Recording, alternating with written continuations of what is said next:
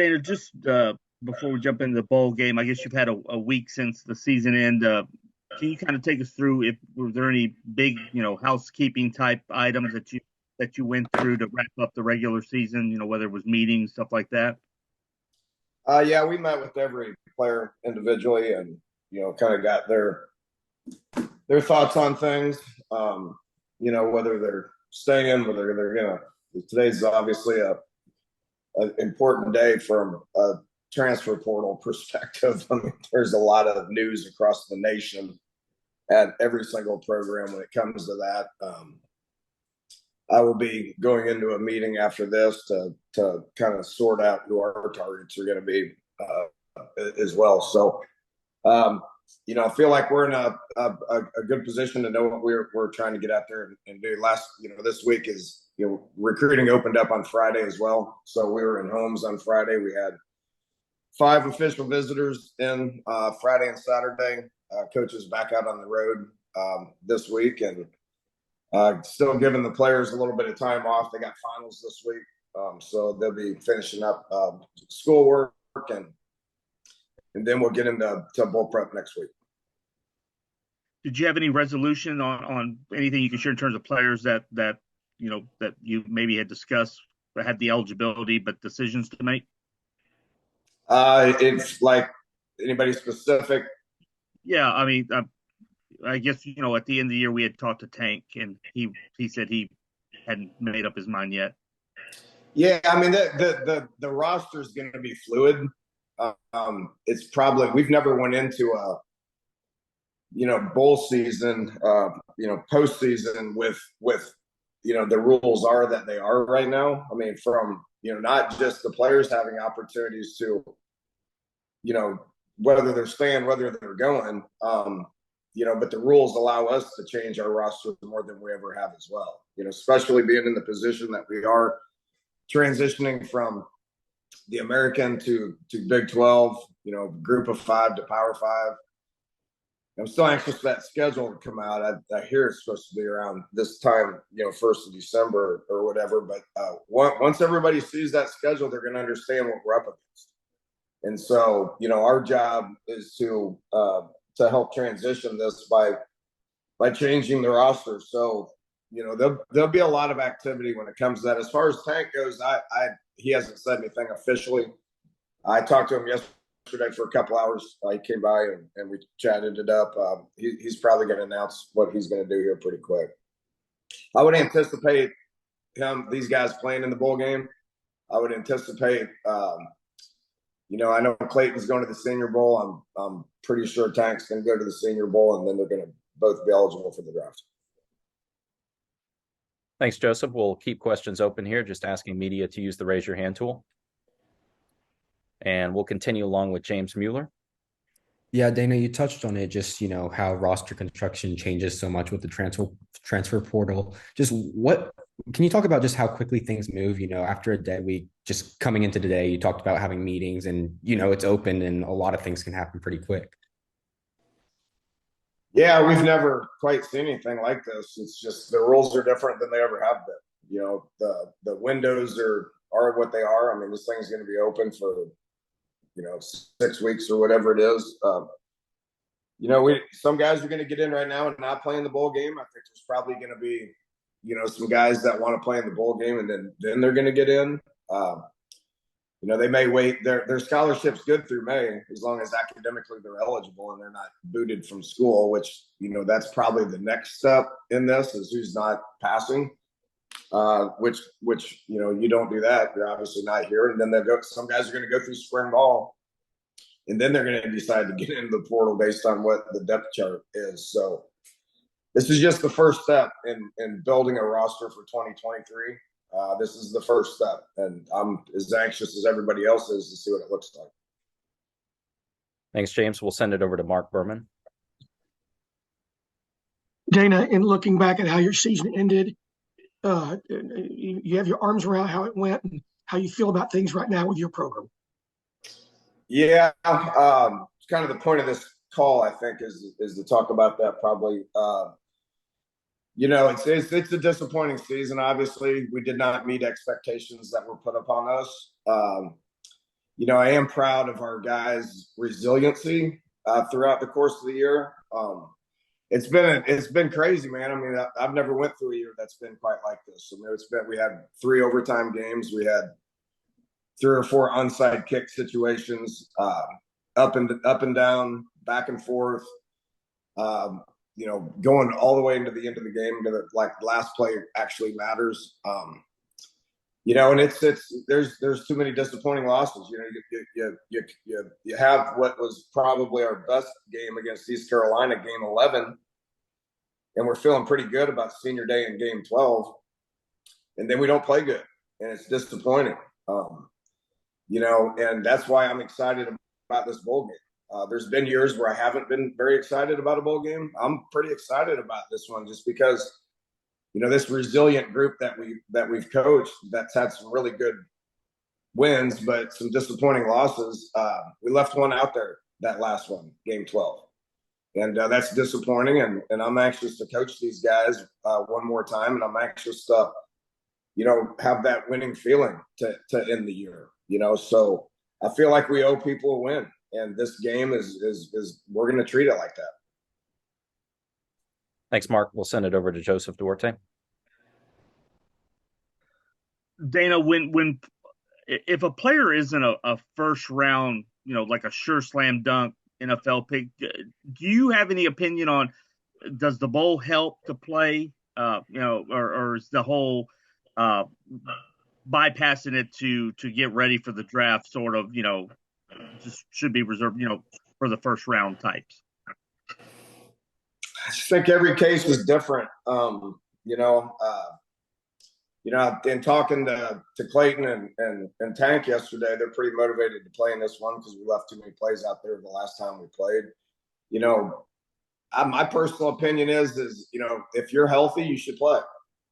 You have an opportunity to play. That's what Aaron Rodgers said yesterday, right? And if you're healthy, you should play. My opinion is these guys, they need to go to the Senior Bowl and have a good performance. Well, the best way to do that is if you're able to play, keep playing. And so, practice is important. Playing in a game is important.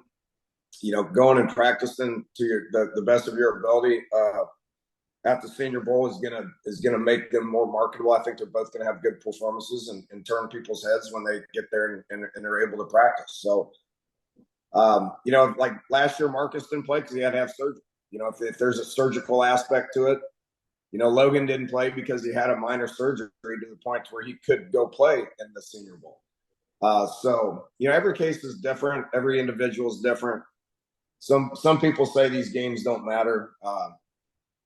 Well, it matters on our record. So we have an opportunity to go win a game and have that good feeling to end it. I think that's what our motivation is going to be. Thanks, Joseph. We'll continue along with Andy Yanez. Good morning, Dana. I just wanted to follow up in regards to previous statement you just in terms of how there's too many disappointing losses this past season. I'm curious, is there a message you'd like to send to Houston supporters that might be frustrated with how the past season turned out for you guys? Yeah, I've already touched on that. We did not meet expectations. I am well aware of that. I am disappointed in what the final record is. I'm very disappointed in the last loss. I am proud of our team's resiliency towards not quitting and not giving up. I want to make that very clear. I am very proud of our guys in these disappointing losses not throwing the towel in because there's plenty of opportunities to do so. And the resiliency with which this team played, I'm very proud of. I appreciate our fan support. I appreciate, we're out there trying to raise money to build a building to be able to compete in the Big 12. This is going to be a huge challenge that is upon us. We can't sit here and pout about what's happened, and we're not going to sit here and pout about what happened. I'm proud of the resiliency of the team. I appreciate everybody's support. I understand what expectations are, and we are working hard to meet those expectations moving forward. Thanks, Andy. We'll send it over to Daniel Brown. Daniel? I think Daniel may have stepped away. We'll continue along with Joseph Duarte. Dana, back on the portal. Any of us who see your roster knows some of the needs or at least positions that you're going to have available. I'm just curious from a quarterback standpoint, with so many guys on there, is there a specific type of quarterback? We've had Clayton for so long. Just curious what your thoughts would be on what type of quarterback you would look for, or what fits best for what you're trying to accomplish here. Yeah, we're in the market. It's open season. I've got a list, so we will be making calls today. Now that we can.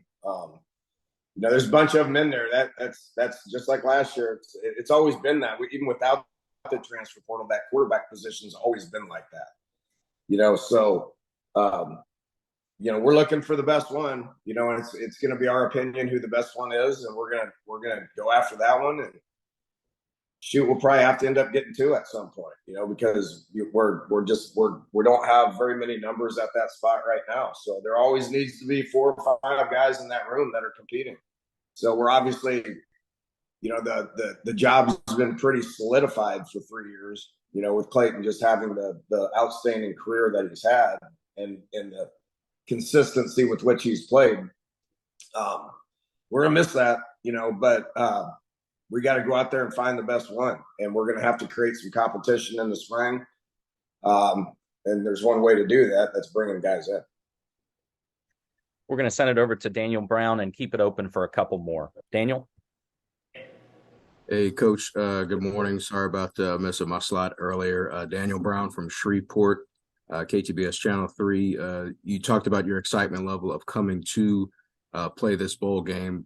What's your familiarity with this area and the city of Shreveport and what this bowl game offers? This is one that I haven't been to. I've spent time driving through Shreveport. We've done a little recruiting in Shreveport. It's 4 hours from here, which I think will excite fan base. And same thing with Louisiana Lafayette. We don't have a whole lot of familiarity with each other just based on not the same conference. We have a common opponent in Rice. But I just from a local game, that's what we're trying to do with like our non-conference schedule as well, which is play teams like Rice and Louisiana Lafayette, North Texas comes to mind, UTSA comes to mind. As far as those are the type of non-conference games that we're playing. I think for bowl games to survive, they got to create some interesting matchups, and I think this is an interesting matchup. So I know the history of the Independence Bowl. I've watched it forever. It's got a lot of great history and tradition, and excited about digging into that. Thanks, Daniel. We'll send it over to Andy Yanez and then wrap it up with Joseph Duarte. Andy? Dana, following up about being open in regards to quarterback and transfer portal, I'm curious, what are kind of like the checklists that you guys look for in quarterbacks when you guys see if they'd be a good fit for your program? Well, experience is number one. I mean, if you can actually watch video, there's so many guys that are in the portal that don't have video. So that makes it tricky. It's a little bit of an unknown when you're dealing with that. But so you try to look at everyone that has experience and just watch the video, and you kind of see if it's going to fit with what you do offensively. So that's step one. And then step two, I think you dig into who they are as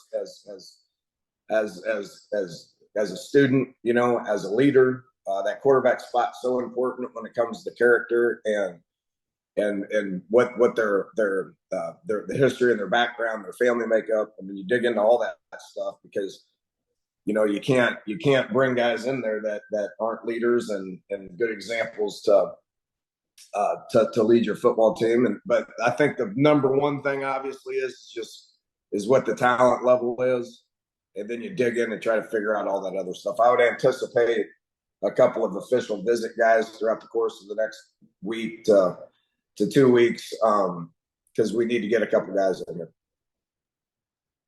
Thanks, Andy. We'll wrap things up with Joseph Duarte. Joseph? Yeah, I wasn't going to ask this one, but it took me in a different direction with one of your last answers. With the timetable now on the portal, is this sort of like the Black Friday specials where everybody has to run in and grab what you can as quick as you can? Do you feel like you have to make a decision sooner rather than in the past when you could wait a little while? Yeah, this went. It's open now. It's open season. It's like we can go see kids. We can bring them in on official visits. You got 2 weeks of this, so it's gonna change every day. My schedule will change every day for the next 2 weeks. I know we got a big official visit weekend this weekend, and we got another one next weekend. That's why this bowl game was so important from a timing perspective. I did not want to play a bowl game on the 17th because then you lose a recruiting weekend and you lose like 4 days of prep, prior to that. So we kind of targeted Shreveport a little bit and made it known that this was where we wanted to go because the date to me is perfect. Because it goes dead on the 18th. So once it goes dead, we can start practicing our tail off for a couple of 2-3 days, and then travel to Shreveport and play, and then be home for Christmas Eve. But not more importantly, not miss any recruiting whatsoever. So it's going to be crazy for the next 2 weeks, and things will change daily. Like what our wish list is will change. We'll go and we'll cross some guys off the list, and we'll keep continuing to add people to the list. I think you're going to see another influx of portal guys once their bowl games are over too. But it does go dead on the 18th. So from the 18th to I believe it's January 4th or 5th, it's dead. So you can't do anything. And then it opens back up on the 4th or 5th, and you can like visit people, for 4 or 5 days, and then it goes dead again, and then it opens back up once the MLK Day on January 15th.